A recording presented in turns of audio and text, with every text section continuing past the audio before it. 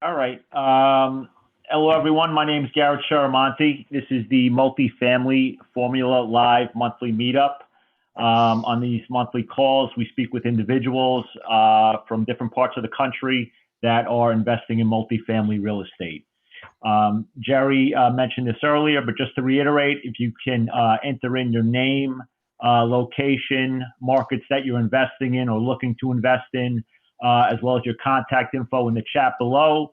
It's just a good networking tool to connect with other people on the call that are possibly live in your area and invest in real estate, and you could possibly meet up in person or connect with other people that are investing in the same markets that you are. Also, just to notate, you can save all the information that's typed into the chat tonight.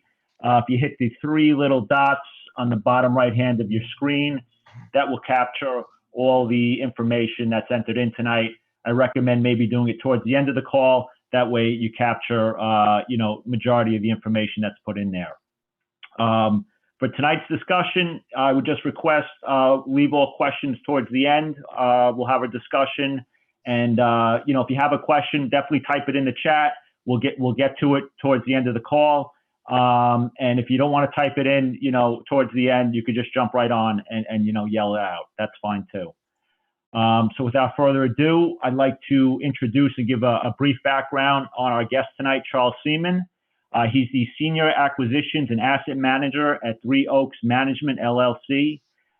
Three Oaks is based out of Charlotte, North Carolina, and they purchase multifamily apartment complexes across the Southeast U.S. region.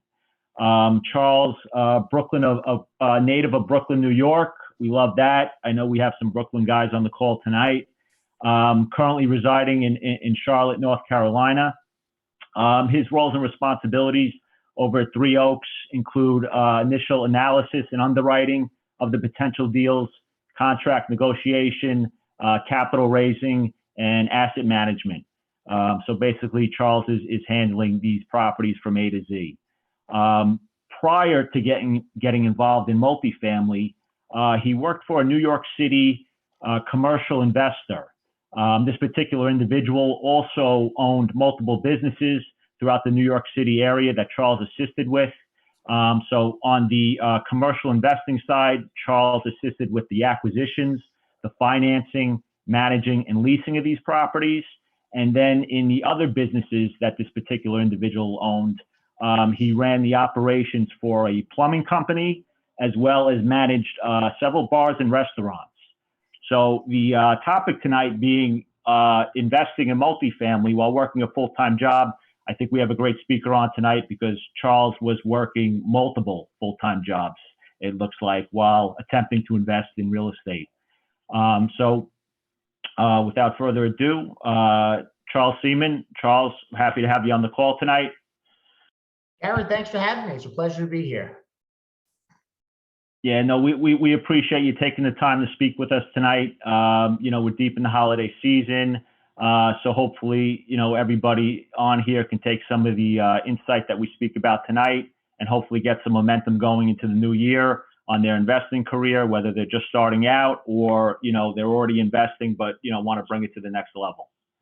So we appreciate that. So I'd like to start maybe like from the beginning, Charles. Where'd you grow up? What kind of household did you grow up in? And what was your relationship with investing in money at that point in time? And kind of walk us through your work history up until the point of not necessarily your first exposure to multifamily real estate, but just real estate in general. Absolutely. So, for me, my story started in Brooklyn, New York, as Garrett said, born and raised there and lived there until about 2.5 years ago. And I lived in, always lived in an apartment, just my mother and I, single parent household. And my mother was, there was always food on the table and a roof over our heads and all the necessities were there, but there generally wasn't too much extra. And my mother was always, going to work, having a paycheck come in, which obviously, very respectable quality, but she never really had the vision or the foresight or the knowledge to say, okay, let me go out there and start doing something else with money. So accordingly, that was how I grew up. And that was what I always thought, I thought, okay, you have to go out there and get a job and earn income. And at 19 years old, that was the first time I was exposed to the concept of passive income. And it was actually through a network marketing business, which I wound up getting involved with. And I always say I didn't make as much money as I would have liked in that because I probably didn't listen as well as I should have. But I definitely learned a lot. And I have a lot of good business lessons and fundamentals that I still keep with me to this day, and things that have served me well. So, and the first thing you have to do is just really expose your mindset to it and be open to learning about different ways of making money. And then you have to figure out how can you take yourself from where you are in your present situation and then eventually transition yourself to that new place that you want to go. So that was the starting point. Initially, when I started working for the gentleman that Garrett had said, I really didn't know what I was going to be doing. And I was 20 years old, and I said, you know what, my venture into real estate didn't really start so much like most people's where I sorted out. I was young, dumb, and broke, and I needed a job, and that filled the role. And eventually, as I wound up going in there, the guy that I worked for owned several different businesses and commercial properties. And for me personally, I always gravitated naturally to the real estate side, and for a few reasons. So one thing I like about real estate, and this is still true to this day, is that it's probably the most predictable business on the face of the planet. So when you're forecasting income and expense projections for a traditional business, there's a lot of moving parts. And while you could have a forecast, it's rare that your forecast is really accurate because there's a lot of moving parts and there's a lot of variables and there's a lot of different minutiae that factors into it. But real estate and commercial real estate in particular gives you a lot of consistency. So while your forecasting won't be 100% accurate, it'll certainly be pretty close. And that's one of the things I always liked about it because it's tried and true through thousands of years. And it's something that, anybody could replicate if they have the right mindset. And then what was kind of like your first, shot at taking, a stab at the real estate yourself when you were working for that individual? Was it afterwards? So initially, when I first started there, I was 20 years old. And my initial thought was that I would probably stay there 2 to 3 years, get myself on solid footing financially, and then go out and do my own thing. But sometimes as life happens, things change. I started getting more responsibility. I started making more money. And then somewhere along the way, I probably became complacent and forgot what I initially set out to do. So fast forward, now we're in 2014. I've been there 9 years and I started dabbling into single family. So I knew that I liked commercial real estate, but I also knew that for me personally, I didn't have the budget to go out there and fund it. So I said, okay, let me start single family. I went dabbling into that at the wholesaling. And I realized two things after checking that out for a few months. One, I don't really like single family. And two, I didn't have the skill set for it. Not that I couldn't have developed it, but I already had a skill set for commercial real estate. So that's what I really wanted to be in. And then fast forward another year, 2016, that was the first time I learned about syndication. And then from that point, I started moving forward with that direction because I knew that was the right path for me because it would allow me to be in the deals that I want to be in, to use the skill set I already had, and to use other people's money to get it funded. So, maybe we can touch on that topic of complacency, because I think a lot of people that are working full-time jobs do come to a point in their careers where they have those onset feelings. The irony is too, complacency usually comes, directly after a success. Right. You work hard, you build yourself up, and, you get to a certain level, and, those feelings of complacency start to settle in. And I think the longer they settle, the worse it gets, or the harder it is to get out of it. And as you mentioned, you were working your job, climbing the ladder, responsibilities were increasing. I'm sure the pay was increasing, and I'm sure there was a certain level of importance that people looked at you, and you had a certain level of clout in the organization. And I think what happens too, and you correct me if I'm wrong, is that you kind of get settled in this position, and you may look at the higher ups as maybe your bosses and think that maybe you can't do what he's doing. You own your position, you're great at your position, but it's your position, and you can't be the owner that's buying these buildings. And did you ever have those feelings throughout your work history with this individual? It's funny you mention it that way, because that's almost kind of to the T. And I think you're right. You gain more responsibility, you start making more money. And even more than that, I think it's the cloud, in the sense of maybe the sense of self-importance you start to feel, because you think, okay, I'm in a good position, but you don't stop to think, could I be in a better position? And you start thinking, okay, well, for me, I was from a single parent household. My mother never really had extra money. So, okay, making a low six-figure salary, having some cloud, I said, okay, this isn't so bad. I can live on this. I said, this isn't a bad deal. I can go out here. I can stay here for a bit. There's a sense of security, because, you have a steady check coming in week after week. So there's certainly things that you can grow attached to. Now the challenge with it is getting out of that. And as you said, like I would look at it, and the guy that I worked for, he started as a middle-class guy himself. So he was, even now, as successful as he is, he's very much a blue-collar guy. He's not a guy who has a lot of polish on him, but he's probably worth more than most Fortune 500 CEOs.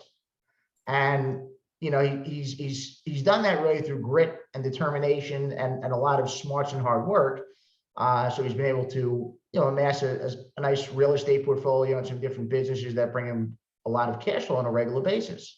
So I would think to myself, okay, like a lot of times I would go to meetup events like this, and I would start, probably in 2014 and 15 was when I probably started going to meetup events. And in 2015, I hired a mentor when I was working in single family and wholesaling. And one of the things he told me is, because he encouraged me to go to meetups, but he said, you need to have a purpose. Because I used to just go to these events, and I would go, I'd meet people, but I'm going to guess, like most people here, I never followed up with anybody or anything. So I'd go to the events. I'd probably go to a few events each month. But when I hired the mentor and he asked me that question, I started thinking about it. I said, well, what is my purpose here? I mean, I just go, I shake hands, I smile, I laugh, I meet a few people, and then I never really do anything with anybody. So you need to start having a more defined purpose just to make better use of your own time. So like one of the things I'd always recommend, so as Jerry said when he was encouraging people to put their information in the chat box, so I always tell people at meetup events, the most important thing you do isn't what happens at the event, it's what you do in the next 48 hours after the event. Because if there's people here giving you their information, those are all people you should be following up with, because they could be potential partners, they could be private lenders, they could be any number of things. It may just be an introductory conversation that you have, and it doesn't really go anywhere more than that, but at least you explored that idea and you didn't leave that stone unturned. So start being more purposeful and start setting an actual reason for you doing the things that you do. Probably 2016 or 17, when I was at a meetup, that's about when things started to resonate, because somebody had made a comment to me and they said, you give such good advice, because I would go to these events regularly, and I had good experience working for a guy who was very successful running different businesses. I just didn't have success running my own businesses. And I thought about it when he told me that, and I said, I'm glad to hear that. It's good to hear other people are making money off my advice. I said, why aren't I? And that's when I started thinking about it. I said, maybe I could do this. And I said, maybe I can go out there and kind of transition things and go down the path I originally intended, which was eventually to run my own business and to chart my own path. So at that point, I was in my early 30s. And, as Garrett said, it's always tougher when you have more income, when you have more responsibility, because you feel there's more to lose. When you're younger and you're starting out and you have nothing, well, what do I have to lose? I can go find another $20,000 job somewhere. So you don't have the same level of, okay, let me think twice about it. But yeah, go ahead, Gary. You had a question? No, I was going to say, so, you realized you had to get out there. You started networking more and trying to connect with people that were in the industry. And, I know for myself, I go through this, and I'm sure a lot of people on the call do, all working full-time jobs, and you want to go out there and now you want to invest and learn about real estate. So you still have to maintain your W-2 job, your position up here, And now you got to go out and learn something new, start Right. from the bottom and build that up. So now it's almost like double the amount of work that you have to put in to get something out of this real estate investing. Yep. And, networking is definitely one of those key concepts. Maybe you can kind of, walk us through what your process, in addition to the networking, walk us through your process from, when you decided that, okay, I want to get involved in syndication, buying multifamily real estate, to actually all the way through the timeline of actually obtaining your first deal. What steps did you take? How did you set yourself up throughout the day? Because you didn't just quit your W-2 job and pursue full time. So, what were some of the tactics that you used to kind of get yourself to that level of obtaining your first deal? Sure. So let me first start by saying, before I get into the actual tactics, two particular skills that you'll need to really master. One is going to be time management, and the second is discipline. So time management is very important for this, because if you're working a full-time job, and especially if you have a family on top of that, at least for me, I just had a full-time job, but if you have a family too, then that's another obligation. So you have to really plan your time and use it well, because if you don't, it's easy to let the day get away from you. And it's easy to say, okay, I worked 8 or 10 or however many hours you work today, and you go home and now you want to sit on the couch and watch TV because you don't want to go out and do something else on top of that. And then the second thing is discipline, because regardless whether it's real estate, stocks, anything you want to be successful with, even if it's athletics, whatever it is, you have to have discipline. And that's often what separates those who are good from those who are great. That one quality more than anything else. Now, in terms of the actual tactics, so the first thing you need to do is decide what the strategy you want to take is. So for me, it was syndication. And for anybody who doesn't know, syndication is using resources from different people. So in this case, I used the skill and the expertise that I had and other people's money to go out there and buy larger properties than I could take down myself. So we're using multiple, different resources from different people to do that. So for me, that was the right strategy. Now, for somebody else in here, it might be buying and holding. Maybe you like single family, and that you can absolutely get wealthy off single family. You can get wealthy off duplexes, you can get wealthy off quads. Whatever it is, you need to just pick a strategy and stick with it. So first thing is picking a strategy. Second thing is educating yourself and learning all the fine points of that strategy.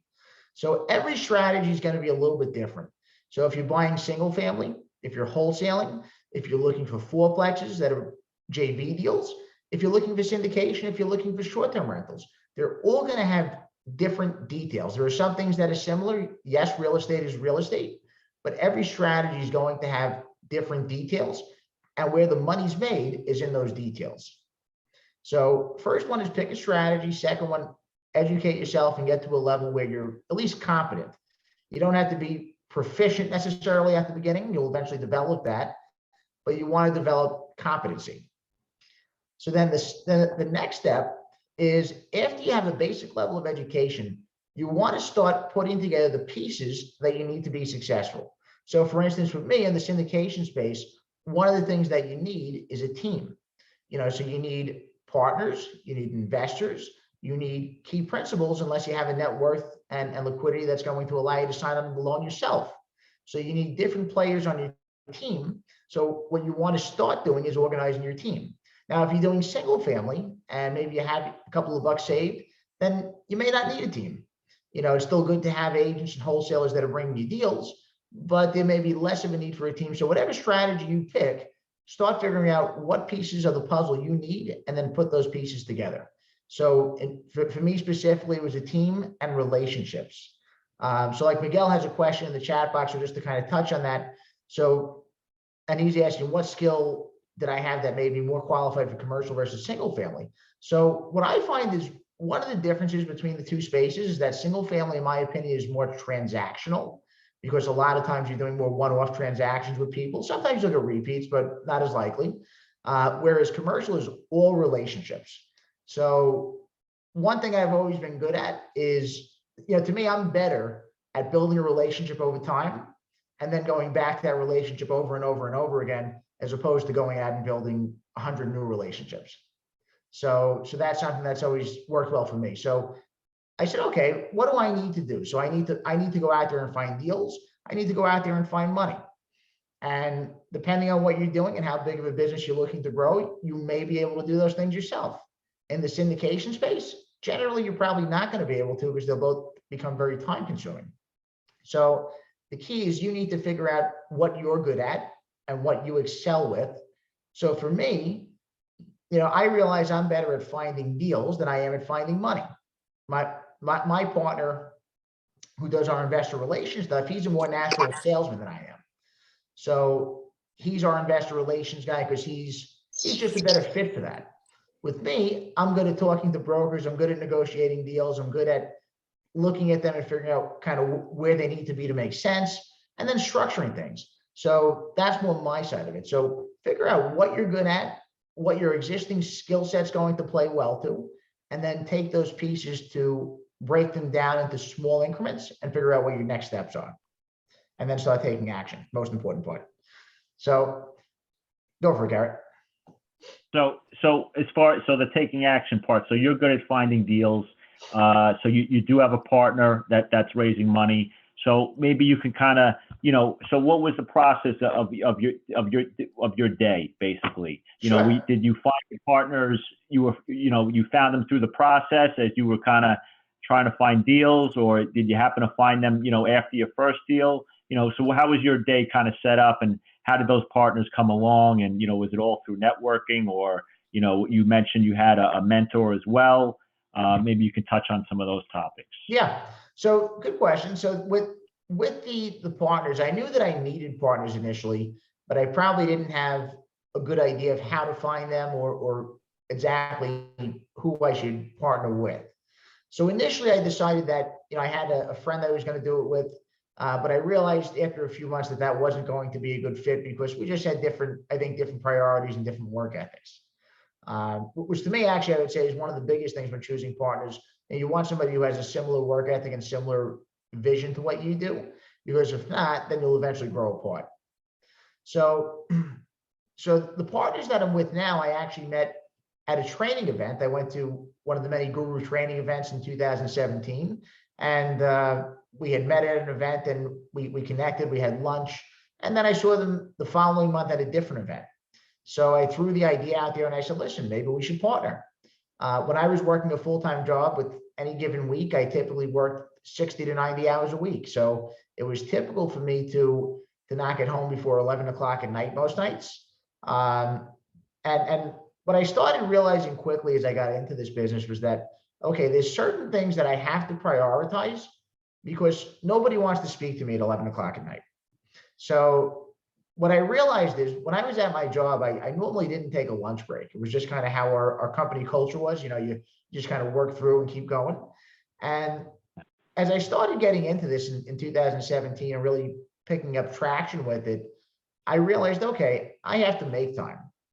And, maybe it wasn't a full half hour, never an hour, but, sometimes it was 10 minutes, sometimes it was 15 minutes, sometimes it was a half hour, whatever I can get. I would get out of the office for a little bit in the afternoon. And what I would do is I would use my time wisely by scheduling calls in advance. The last thing you want to do is call people up and have them not be available. So the way to mitigate that is by scheduling an appointment in advance. So that way they're expecting your call, you have an appointment, and that way there's a much higher probability of them picking up and you guys connecting. So I would use that time to speak to whoever I needed to, be it brokers, lawyers, potential partners, whoever I needed to. Most times it wound up being brokers, but I knew that any calls I needed to make, they had to be made during that time, because by the point I got home from work, I missed that window of opportunity. So at nighttime when I got home, if I had to underwrite a deal, if I had to do market research, things like that, I knew I could do even if it was 2 a.m. I mean, I may not want to, but I knew that, okay, it's not affecting anybody because it's just me. So what you want to do is after you figure out the task that you need to make you successful with whatever your desired strategy is, you need to start consciously planning out when you're going to do those tasks and treat it with the same level of responsibility that you would treat your full-time job with, because if you don't, then you don't have a business, you have a hobby. And you want to give it the same level of discipline if you wouldn't say that to your boss or one of the customers you deal with at the job, then don't say it for your own business. Make sure that you have the same level of discipline, the same level of accountability, and that you don't take no for an answer. No, that's great. That's great. So, definitely time management, accountability, two major concepts when you're structuring your day. And, how long did you do that for? Squeezing in calls throughout the day, underwriting at night. How long did that go on for before you realized you had to take it up a notch? 2 years. So Okay. I was working 60 to 90 hours a week full time, probably doing 10 to 15 hours a week for the real estate business on the side. And what I would tell you is, listen, if you only have 5 hours a week, that's fine. Make good use of it. Will it move a lot faster if you have 40 hours a week? Absolutely. But 5 hours a week is a lot better than nothing, because eventually what starts happening is your effort starts compounding, just like interest. So the same thing that your money compounds, so does your effort. So eventually what happens is all the phone calls you make, all the meetup events you go to, all the deals that you look at, all those things start compounding, because all of a sudden what you're doing is you're building expertise, you're building more connections, you're building track record. And especially in real estate, track record is very important. In syndication, it's really the only thing that matters. But even if you're looking at smaller stuff, if you're looking at single family and duplexes, people want people that they believe could actually close a deal. So they don't want to get a reputation for just giving anybody a deal and then they can't close, because then that makes them look bad. So then at the end of the 10 years, what was the next step? So, End of the 2 years. sure. 2 years. So for me personally, I decided to go pretty much all in at that point. I uprooted my life. I left Brooklyn. I moved to Charlotte, because that's where my partners and I decided we were going to focus, was in the Carolinas. So I put myself right in the center of the target market, because I said, well, how do you get to know the market better than by living and working there? So I said, let me just throw myself right in it. And, so from that point, I still maintained a part-time job, ironically with the same guy that I worked for in New York. But at that point, my schedule switched a bit. So, I do about 30 hours a week on the part-time job now, and I do about 40 or 60 hours a week in the syndication business. So I see Mark has a question: how many deals did I have under my belt at the end of that 2-year period? So now this also played into my decision. I had 0. And what I realized was that with my consistency, it got me a lot further along, and I felt good because I knew that there was positive momentum, but I also knew I had nothing to show for it. So I looked at myself long and hard, and I thought, well, what do I want to do with this? And I said, I'm still young enough, not as young as I was a decade ago, but young enough where if I make a mistake, I can recover from it. And I said, the last thing you want to do is be on your deathbed and think, I should have done this or I should have done that.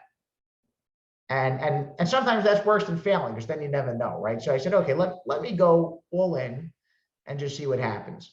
And if I kept doing it on the side and kept doing it 10 to 15 hours a week, would I have closed the deal eventually? Absolutely. Would I have closed more deals down the line? Yes. But I realized it would speed the process up by just being able to put more time into it sooner. So that's not a decision that everybody's going to make. That's not a decision that everybody needs to make. So you need to figure out what the right answer is for your situation. So different people want different things out of life. And there's also different circumstances. So if you have a family and kids, maybe that's not the right answer. You want to make sure that you can provide for them and that you have stability. So it may be a balancing act. You have to figure out what the right approach is there. Yeah, I think that's an important concept, to mention, especially a lot of people we have on our calls all working full-time jobs. You have a lot of people, with families or kids. So, to pick up and move to another city may not be an option, but I think it's important to take that concept of, bringing your game to the next level. And I think it works for in-state investing and out-of-state investing. And, a simple example is, if you're calling, one broker a week, or 2 brokers a week, and you're making some progress, but it's not going anywhere, you have to be aware that you got to take it to the next level. Maybe you have to call 5 brokers a week. If you're walking, one property a month, and meeting with the broker, maybe you need to walk one property a week, to get more face time with these brokers, or maybe you need to stop, dropping by the office, seeing them face to face. And, in regards to out-of-state investing, it can work the same way. If you're calling one broker a week, you need to kick it up and call one broker a day. Maybe you need to start, instead of putting one LOI out there a month, try to put 2 or 3 out there a month, even if it's not a deal you're crazy interested about, but, the broker seeing you submit offers, putting the work in to do the underwriting, it's going to get you a little more attention.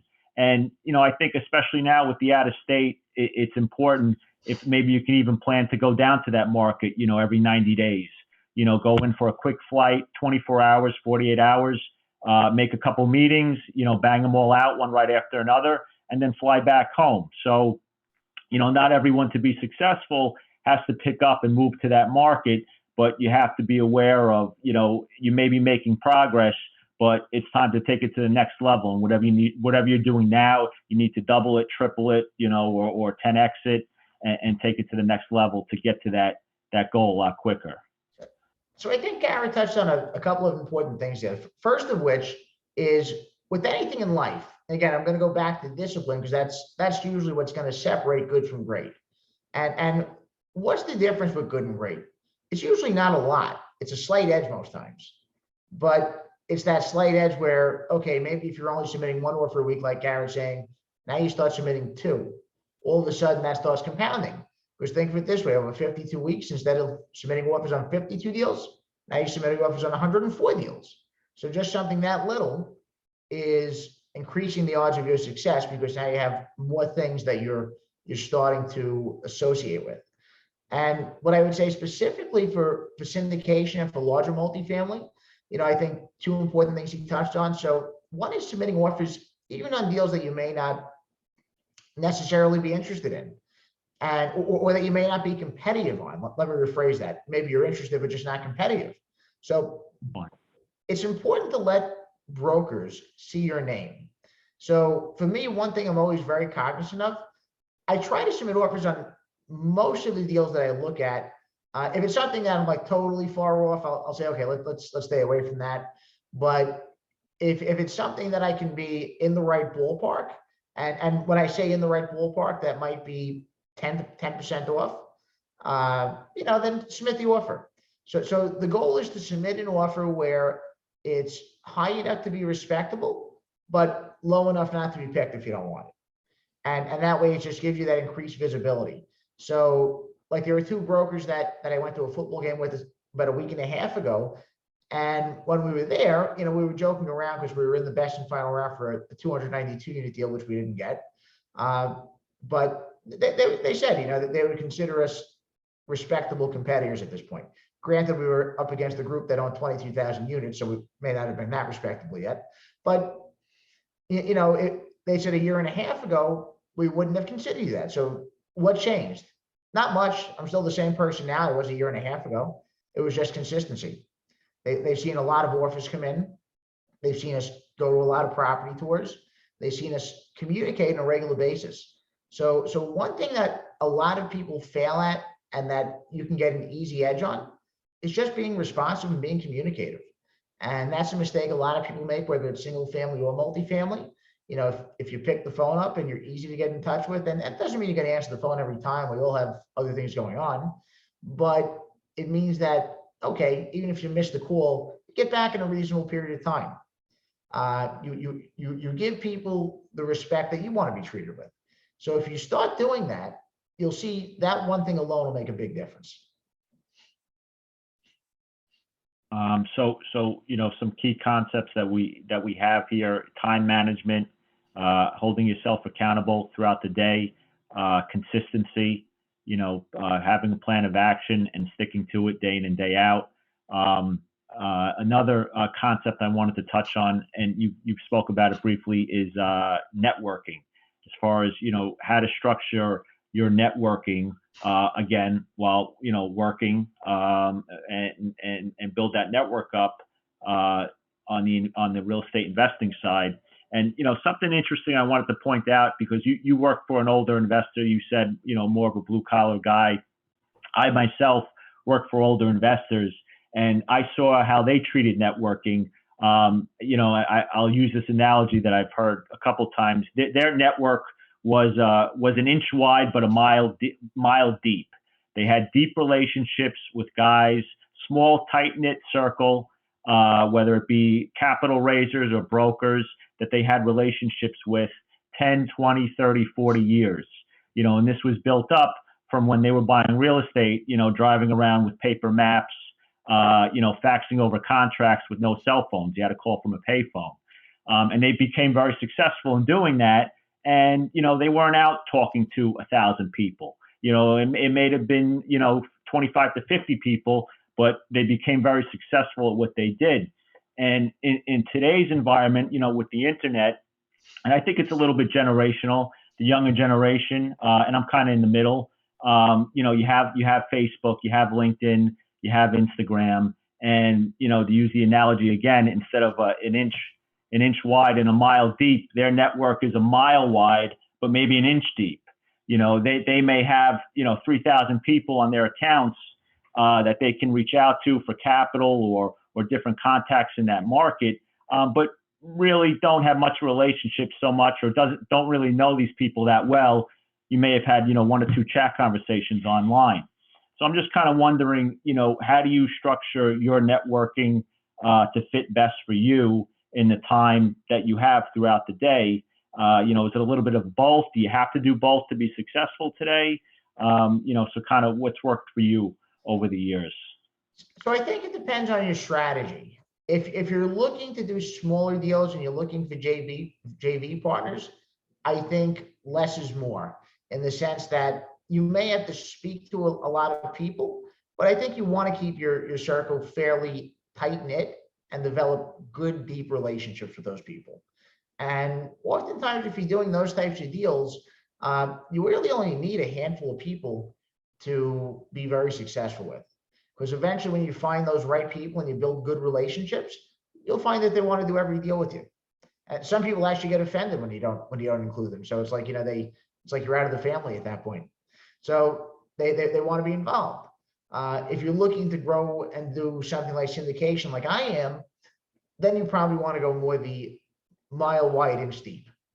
And the reason being, with syndication, the idea is that you're going to have typically many investors in a deal. So I'll give you an example. So we closed a 130 unit deal in August. And in that particular deal, we had 52 investors.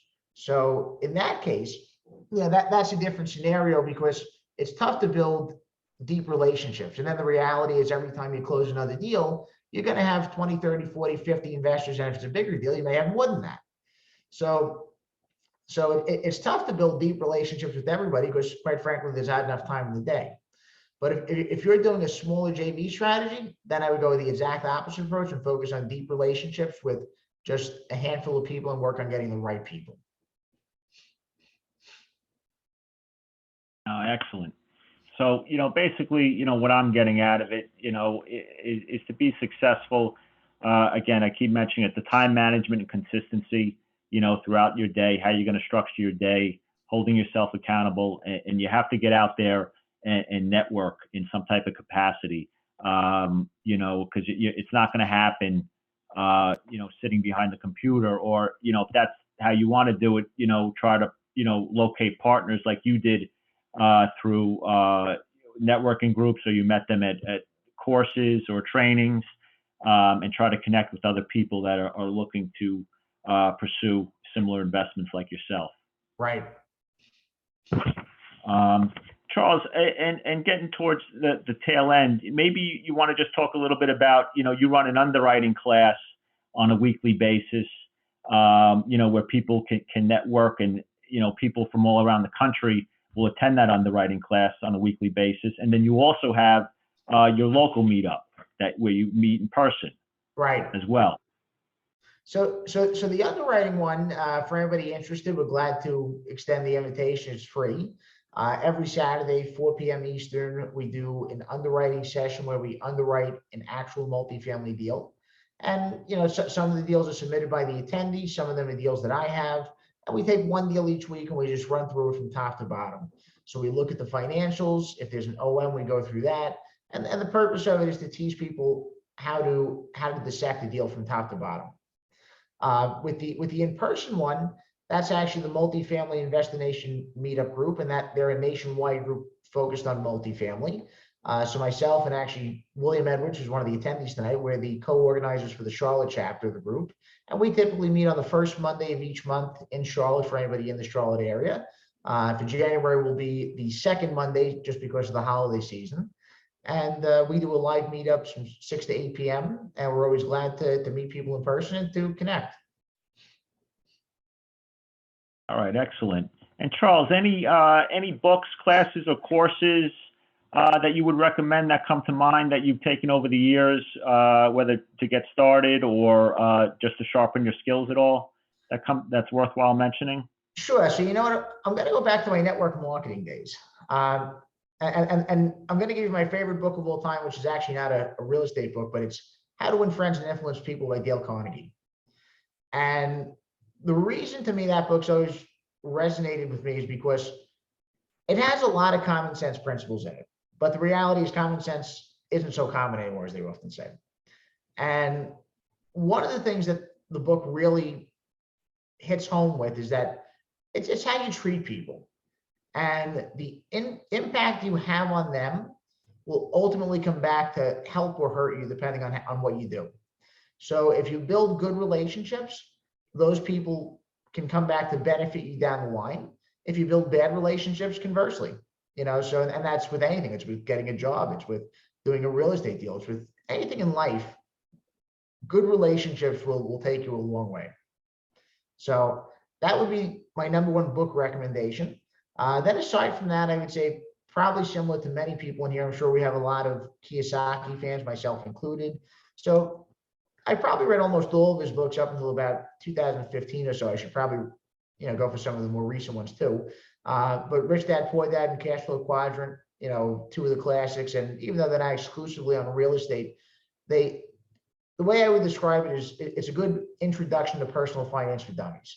So it gives you the basic building blocks that you need to be successful. And it starts opening your mind and your eyes to different things that you may not have seen beforehand. So those would be my initial recommendations on books. And for courses, what I would say is, different people want different things. So you can find courses in all sizes and shapes. It seems like everybody and their mother has some type of course nowadays. The challenge is getting the right one. So it really depends on what you want to spend. If you wanted an affordable course, I personally would recommend some of the bigger pockets courses, for $500 or less. You can go on there and find introductions to multifamily, introductions to short-term rentals. They have a few different strategies they give these mini courses on. And, for $500, it's not a bad value. Conversely, if you wanted to go out and spend more money, there's a lot of options too. For me personally, I had taken courses with Ari Mentor, and I generally have good things to say about them. Were they expensive? Yes. For me, I thought it was a good fit because I kind of learned well in that format, so I was okay with it. So figure out what way you learn best and what your budget is, and then you can find a course that'll fit with that. All right, excellent. And Miguel actually put in the link for the Dale Carnegie book, which people can take a look at. And does anybody have any questions for Charles? Charles, Yes. it's Jerry. Hey, you mentioned, when you, I guess back in 2015 or so, when you started to, you hooked up with a mentor. I know you have the GOB program. How vital was that in your progression? You know what? It was vital, but not for the reasons that I intended. So it was vital because when I initially hired him, it was for single family and wholesaling. And I determined after a while, I just didn't really like either of those things. So I never actually closed the deal with either one of those. But it was vital for me because what he did do was teach me to work smarter in the sense that I needed to be more purposeful with things. Because one of the things I did in my job, I was probably more, so there was some thought and planning, but it was more reactionary.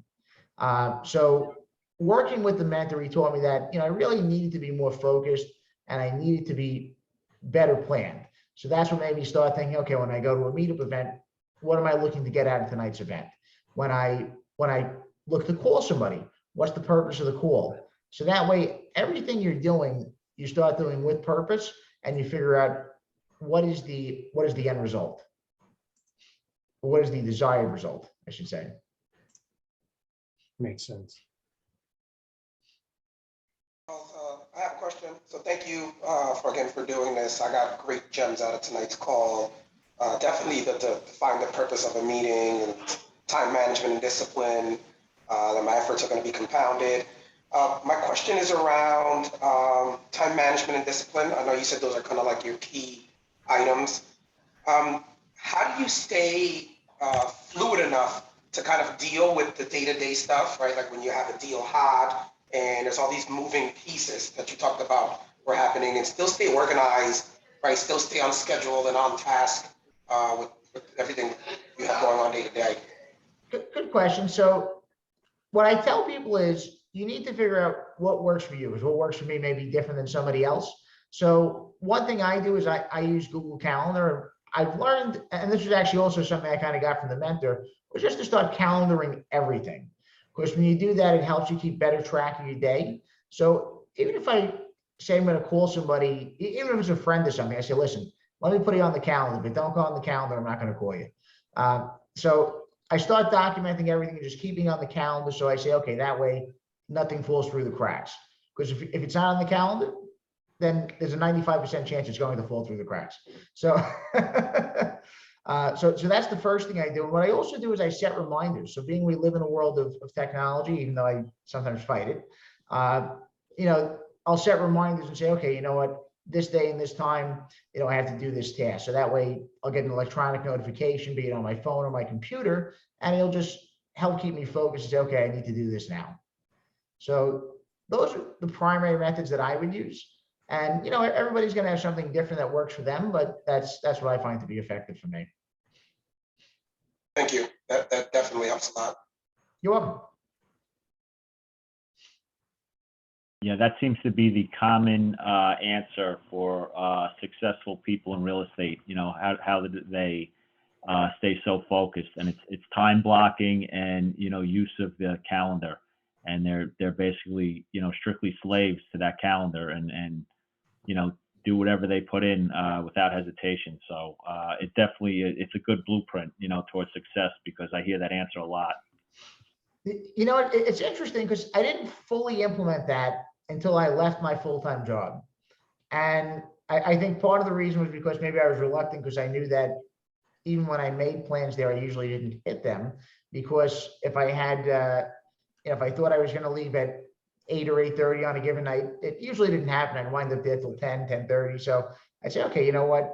Let me just stop doing this, because it didn't work out as well as I would have intended.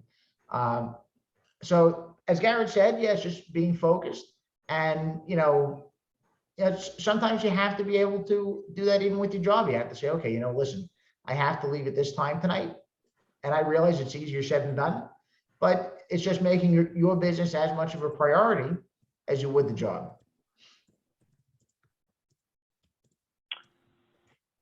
And then we have a question from Mark. Where can people find out more about Three Oaks Management?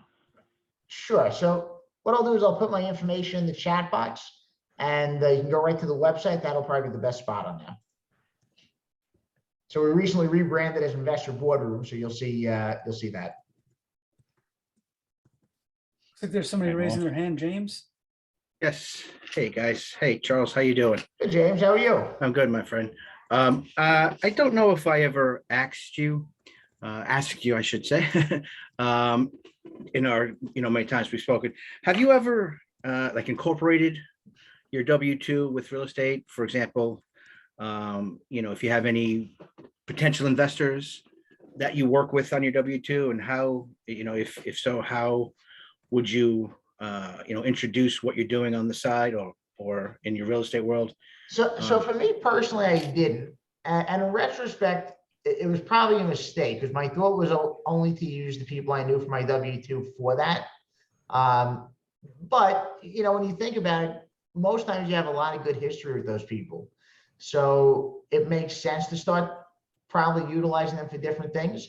Now, what I would tell you is the people that you know from that path of life, they're not going to see you as a real estate investor or a money manager. So it's going to take some time for them to start seeing you in a different light.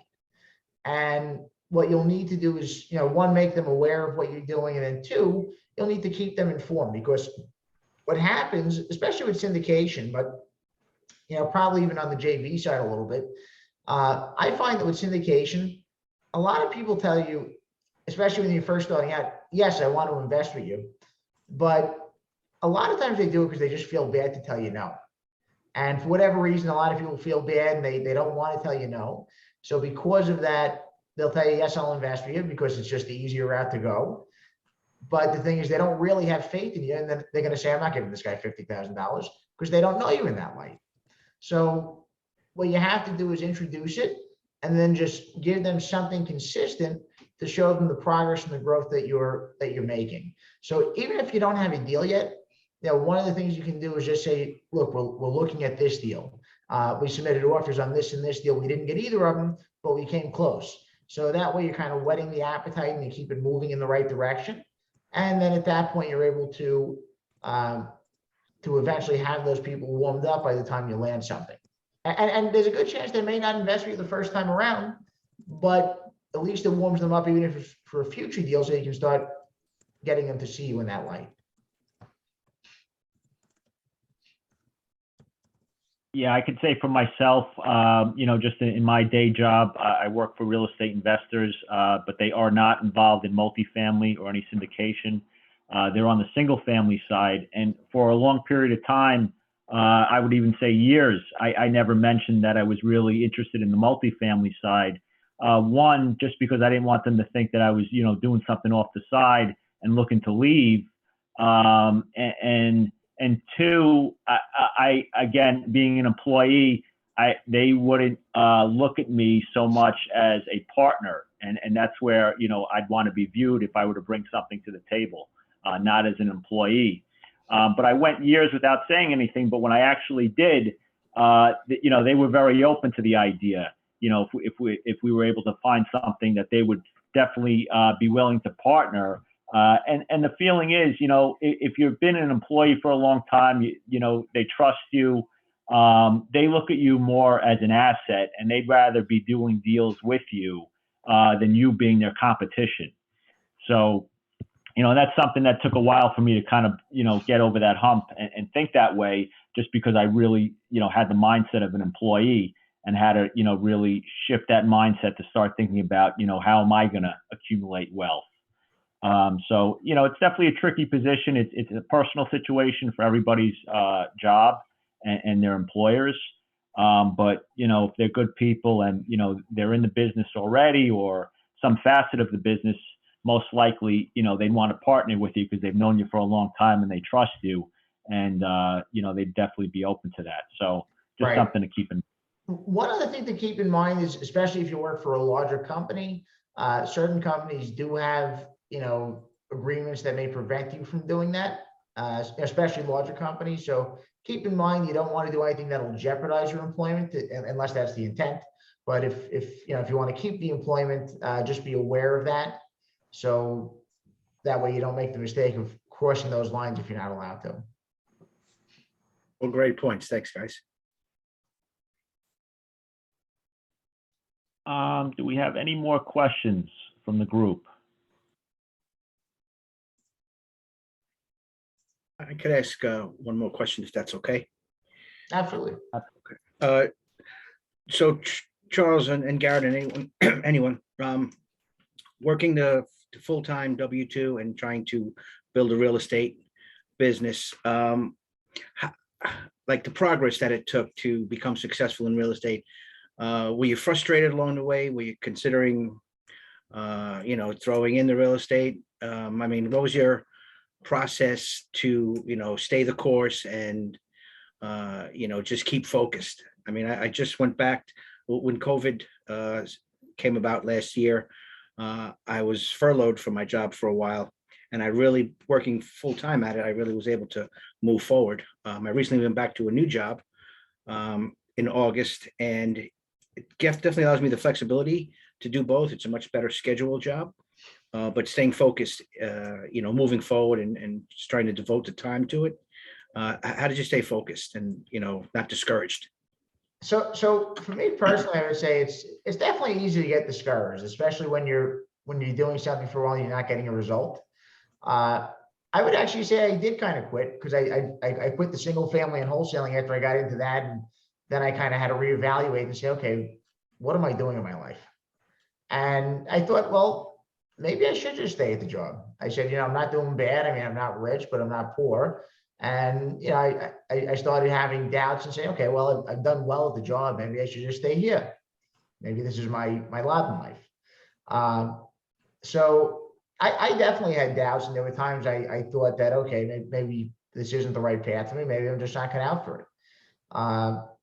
When I started getting into syndication, even though I hadn't closed deals, something clicked with me personally, that at that point I said, okay, you know what, I can do this.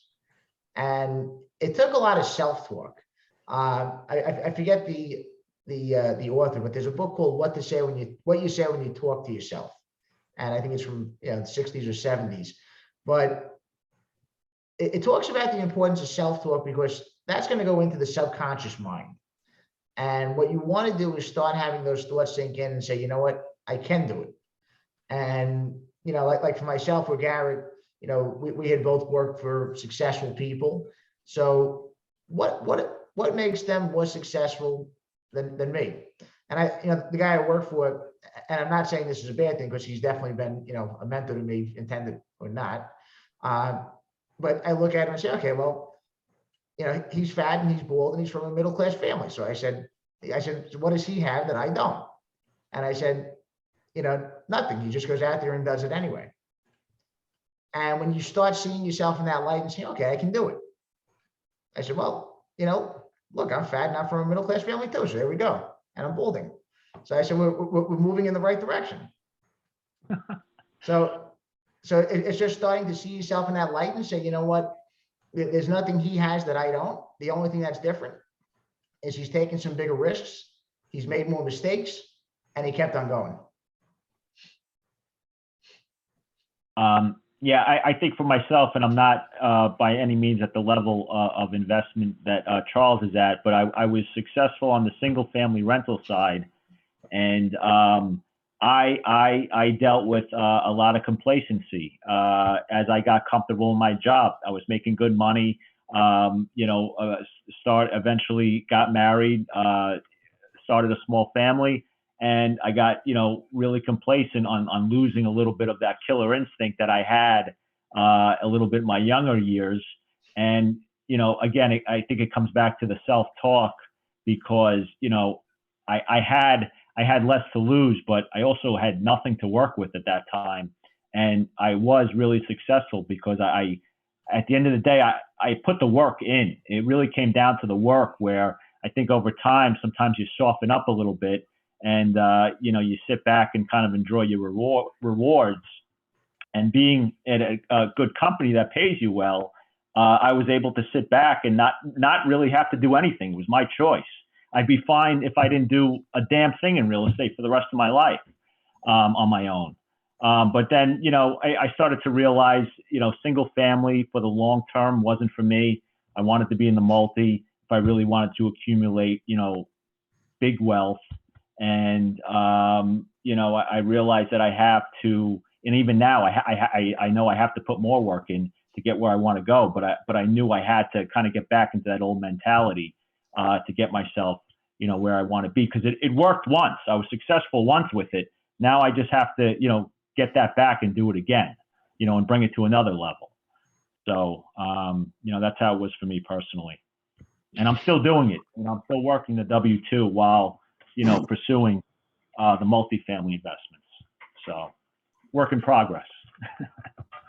Right. And keep in mind, it's always going to be a work in progress. So it's always the first one with anything that's the hardest, right? Whether it's a single family house, whether it's a commercial deal, whatever it is, it's the first one, because that's when you're trying to build that momentum.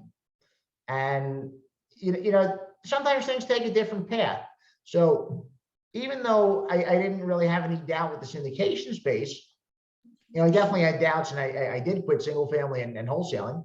But by the time I got into syndication, initially, when I started out, I said, okay, I want to look at deals 100 units and up, because in my head, that sounded good. And what I quickly realized is, okay, it sounds good in my head, but I can't win any of these deals because, where the group I have, we were new. We weren't as competitive as any of the groups that have done dozens and hundreds of deals. So what I started realizing is, okay, even though I didn't really want to focus on, 50 unit deals, I realized our probability of winning deals in the 50 to 100 unit space was significantly greater than our probability of winning deals in the 100 unit and up space.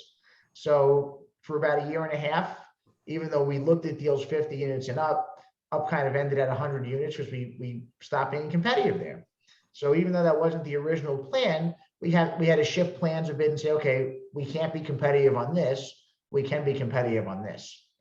And, we started doing a few of those deals, and now we actually are competitive on deals that are 100 units and up. So it takes time. It'll take consistency. It'll take effort. But like anything else, it starts compounding. So eventually, if you do enough 50 and 60 and 70 unit deals, you'll be seen as somebody who might be able to do a 100 unit deal.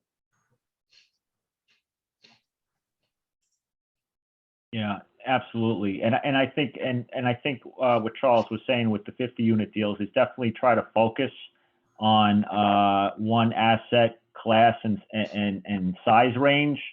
Something that I think back on when I was successful in the single family is that I didn't really know anything. I just knew I wanted to buy single family homes, and that's all I focused on.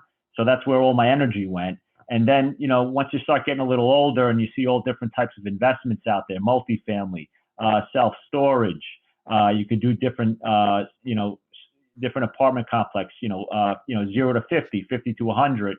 You start seeing all that out there and you kind of lose the focus because, it's the shiny object syndrome. It all looks good, when you have more knowledge. So you're thinking that you can do it all, but in reality, it doesn't really work. And you kind of have to narrow in and definitely put that time and energy into focusing that